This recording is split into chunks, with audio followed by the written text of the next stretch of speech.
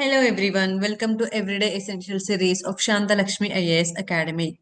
So today in this series, let us discuss the topics from 25th June 2025, where we are going to discuss about the SDG index, that is Sustainable Development Goal Index of 2025, and the second one is the Dharti Aba Janjatiya Gram Utkarsh Abhiyan.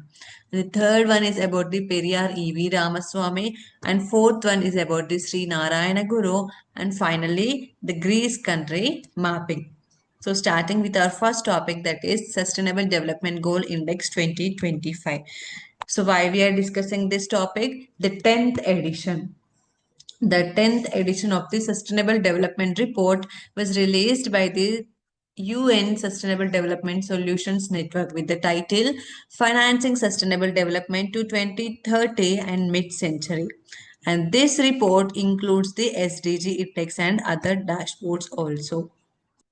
So coming to the highlights of this SDG index, this SDG index assesses the SDG progress, that is the Sustainable Development Goals programs. We have 17 Sustainable Development Goals to be achieved by 2030, right? So this SDG index every year assess the performance of the all the 193 United Nations member states in this SDG progress. And in this 2025 SDG index, that is the 10th edition of this index, here 167 countries are ranked across the 126 indicators. And in this, they found that none of the 17 SDGs will be achieved by the year 2030. See, none of the 17 SDGs will be going to achieve by the desired year, that is by the 2030. And it also said that only 17% of the SDG targets are on track to be achieved by the 2030. See the minimum value number. Only 17% of the targets are going to be achieved by the 2030. So we can see the performance, meager performance of this in achieving this 17 United Nations Sustainable Development Goals. So it also said that the goal wise progress also. See here the red indicating, that is the Sustainable Development Goal 2, zero hunger, and Sustainable Development Goal 3, good health and well-being, Sustainable Development Goal 11, that is the sustainable cities and communities, along with Sustainable Development Goal 14, life below water, 15, life on land, and 16, peace, justice, and strong institutions. The progress in these 6 SDGs are nil or they are on low track. These are facing the major challenges. And coming to the other, that is stagnating progress. The goals which are in this stagnating position are SDG 1, that is no poverty, SDG 4, quality education, and also the zero hunger, and also the clean water and the sanitation SDG 6, SDG 12, SDG 8, 13, and 17. Along with these major challenge facing goals also, these are also facing the significant challenges and their progress is stagnant. And only 4 SDG goals are on improving condition compared to last year, that is the good health and well-being SDG 3 and gender equality SDG 5, and next is the SDG 7, affordable and the clean energy, and finally the SDG 9, that is the industry innovation and infrastructure, are moderately improving. This is with respect to last year 2024, that is the 9th edition of this SDG index. These 4 SDGs are moderately improving, but whereas this red indicated SDGs are facing challenges in improving or in progressing their development. They have the low progress or they are in stagnant position. And coming to this ranking of this SDG Index 2025, Finland stood one with the rank of 87 out of 100. And second comes the Sweden with the score of 85. And third comes the Denmark with the score of 85.3. Fourth is Germany with 83.7. Fifth, France 83.1. Austria, Norway, Croatia, Poland, and the Czech Republic. So these are the 10 top ranking countries in the SDG index progress. Now coming to the highlights of the India. Where does India stand in this SDG Index 2025? See, for the year 2025, India for the first time secured a position among the top 100 countries. See, for the first time of all this 10th edition, in the 10th edition of this SDG index, India stood first time in the top 100 countries by ranking 99th position with a score of 67. And here you can see the improvement of India from the years. In 2017, it is 116th rank. In 2018, 112th. And 2019, it became 115th. And 2020, 117. 2021, 120. 22, 121. And 2023, 112. And last year, that is 2024, 109. And now it stood in the top 100, that is with the rank 99 with the score of 67 out of 100. And also China ranks 49th with the rank of 74.4 and US in the 44th position with the score 75.2 points. And coming to the neighbors of India, that is Bhutan stood in the 74th position with the score of 70.5 and Nepal in the 85th position with the score of 68.6 and Bangladesh in the 114th position with 63.9 and Pakistan in the 148th position with the score 57. And coming to the maritime boundaries, that is Maldives in the 53rd position and Sri Lanka in the 93rd position. So with this, we can say that India is improving its rank in its SDG compared to last year's, that it became the secured a position in the top 100 countries. Now moving to our second topic, that is Dharti Aba Janjatiya Gram Utkarsh Abhiyan. So why we are discussing this? So in the past 9 days, the government has held over 22,000 Gen Seva camps as part of its push to take this flagship saturation package, this flagship scheme saturation package of this Dharti Aba Janjatiya Gram Utkarsh Abhiyan, through which it said it had reached over 53 lakh ST individuals and helping them to get government scheme benefits. So let us see what is this Dharti Aba Janjatiya Gram Utkarsh Abhiyan is. So this was announced in the budget 2024 to 2025 with the name Pradhana Mantri Janjatiya Unnat Gram Abhiyan. Pradhana Mantri Janjatiya Unnat Gram Abhiyan Juga, but later its name was changed as Dharti Aba Janjatiya Gram Utkarsh Abhiyan. And this Abhiyan envisions the comprehensive development of the tribal areas as well as the communities by addressing the critical gaps in infrastructure, healthcare, education, and other livelihoods.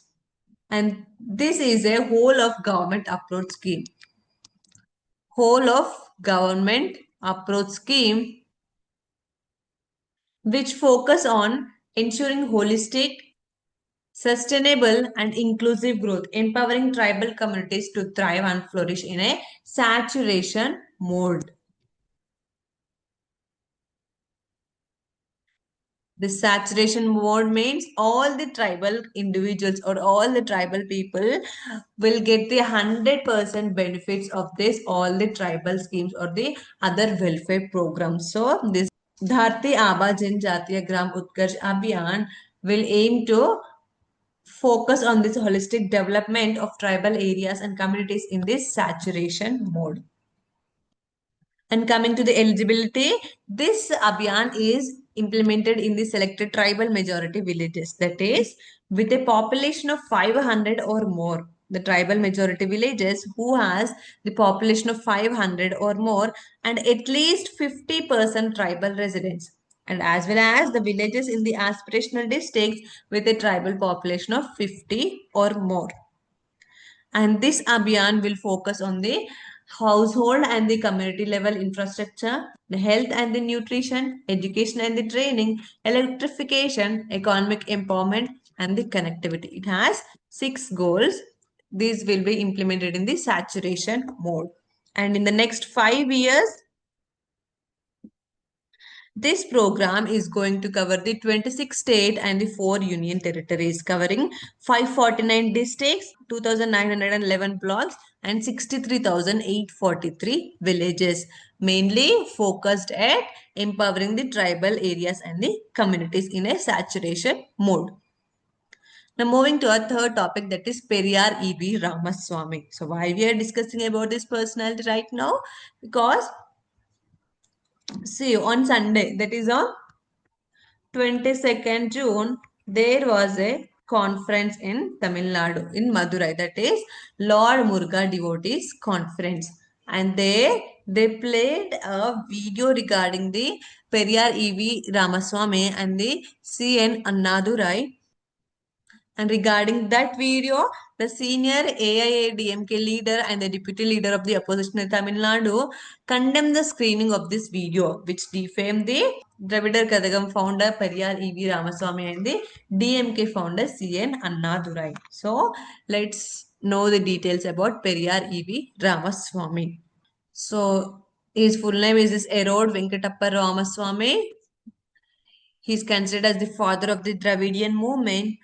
This Periyar E.V. Ramaswamy joined Indian National Congress in the year 1990, but later in the year 1925, he resigned from the INC because he felt that this INC is a Brahmin dominated party. So he resigned from this. And in the 1924, he also participated in the Vaikom Satyagraha Travancore held by K.T. Keleppan and the Madhavan, etc. And from the year 1929 to 1932, he held the tours of British Malaya, Europe, and the Soviet Union. He visited the nations of the British Malaya, Europe, and the Soviet Union. Influenced by this, he promoted the values of equality and gender equality and the lower caste people empowerment. And in the 1939, he became the head of the Justice Party. And in the 1944, he changed this Justice Party name to Dravida Kayakam. And E.V.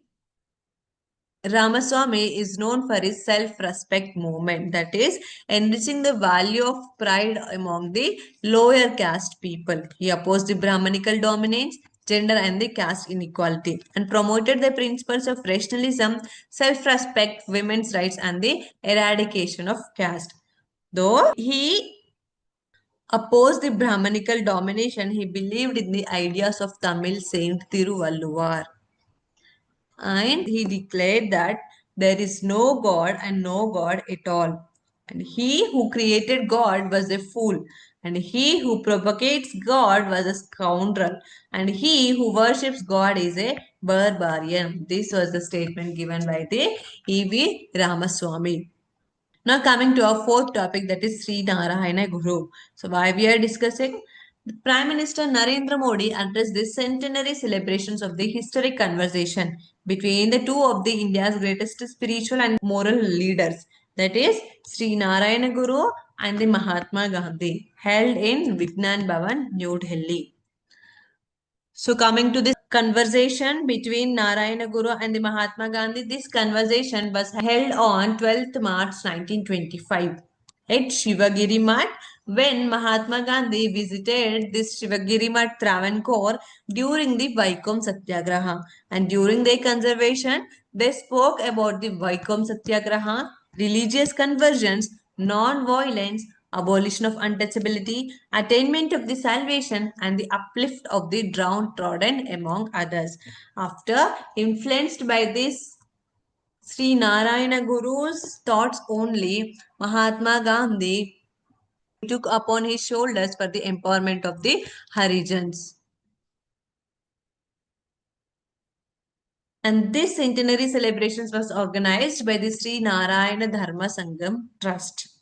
Now coming to the Sri Narayana Guru, he was a social reformer, philosopher, and the spiritual guide born in Kerala, Thiruvananthapuram. He belonged to the Eva community that is known as the Avarna. And he promoted the social equality, education, and the spiritual enlightenment for all, regardless of caste or creed. He declared that he is famous for his quote, that is, one caste, one religion, and one God for all the human beings. In the year 1888, he started the Aruvipura movement, where he installed the Shiva idol by himself without any priest in this Arivupuram. And in the year 1903, he founded the Sri Narayana Guru Dharma Paripalana Yagam SNDP movement, and he became the chairman for this Yagam. And in 1904, he constructed the Srivagiri Mutt in the Travancore. Some of his notable literary contributions are Advaita Deepika, Atmavilasam, Daivadasakam, Brahma Vidya Panchakam, and the Atmopadesa Shatakam. Now coming to a final topic, that is Greece. So why we are discussing this?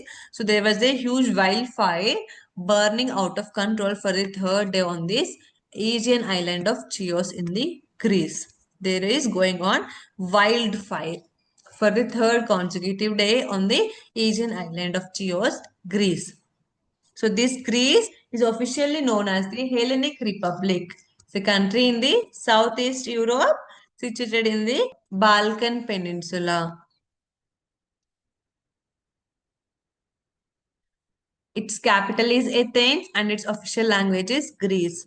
And it is bordered by the Albania here on its north, North Macedonia, Bulgaria and Turkey. These are its land borders, and it's also its maritime borders include Ionian Sea on its west, Aegean Sea on its east and the Mediterranean Sea on its south. And this Greece shares the longest coastline on this Mediterranean basin among of other Mediterranean countries. And this Greece is a member of the European Union. That's all for today. Thank you.